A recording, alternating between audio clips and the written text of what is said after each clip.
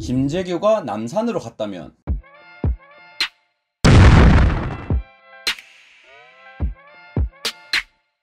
먼저 역사에 가정을 한다는 자체가 어찌 보면 말이 되지 않으나 12.6 사태 이후 대한민국에 일어난 일들이 너무나도 마음 아픈 일들이 많고 그런 일이 다시는 반복되지 않았으면 하는 마음으로 이 영상을 제작합니다. 김재규가 민주투사라는 말도 있고 희대의 반역자라는 말이 있죠. 유신 독재만을 종식시키려고 했는지 아니면 자신의 정권을 가지려고 했는지 정확히 밝혀진 바는 없습니다. 하지만 배남이의 생각에는 어찌됐든 간에 김재규가 12.6 사태를 일으킬 때 계획적이라고는 보기 힘든 점이 굉장히 많습니다. 역성혁명의 대표적인 예로 고려에서 조선으로 교체되는 격동의 시기에 역사의 중심에 새왕조를 설계한 인물은 정도전이었습니다. 정도전은 본인이 아닌 이성계를 왕으로 추대하여 새로운 왕조를 열었죠. 김재규가 유신독재만을 종식시키려고 철저히 준비했다면 박정희 대통령 이후의 대통령을 준비했었을 겁니다.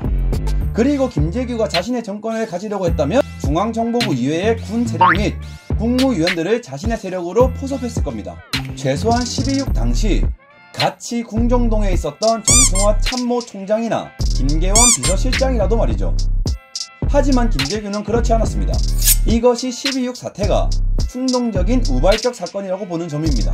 김재규가 12.6 사태 이후 정승화 총장과 남산으로 가던 중 정승화의 말 한마디에 6번으로 간 것도 이해가 되는 부분이죠. 김재규는 정신이 없었을 겁니다. 만약 김재규가 정승화 총장과 함께 남산으로 갔다고 가정해봅시다. 아무리 날아가는 새도 떨어뜨린다는 중앙정보부라지만 부하 몇백 명과 참모총장 한 명으로 전군을 장악할 수 있었을까 의문입니다. 우선 유신 정권 아래 실세는 중앙정보부, 대통령 경호실, 원사가 있었죠. 김재규가 차지철을 제거하면서 대통령 경호실은 제꾸더라도 보안사령관으로 있던 전두환은 아시다시피 박정희 대통령에게 충성을 하고 권력력까지 두루 갖춘 개또라이였습니다. 어느 누가 박정희 뒤를 계승하더라도 전두환은 빈틈을 노렸을 겁니다. 그리고 훗날 밝혀진 것이지만 군 부대 내에 하나회가 끼치는 영향력은 상당했습니다. 그리고 김재규의 입장에서 가장 큰 변수는 김계원 비서실장이었을 겁니다.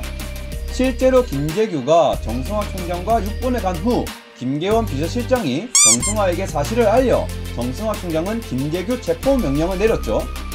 만약 김재규가 남산에서 정승화에게 사실을 숨기고 거짓 정보를 흘려 군수내부와 총리 등 국무위원들을 충정으로 끌어들였다 해도 김계원 비서실장이 어떻게든 최규하 대통령 대행을 만나 사실을 알리고 이를 들은 최규하 대통령은 사태를 진압해 나갔을 겁니다.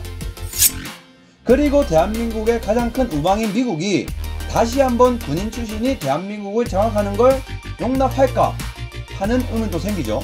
박정희 대통령의 유신정권 아래 인권이 유린되고 민주주의가 퇴보되는 것을 미국은 굉장히 걱정했습니다.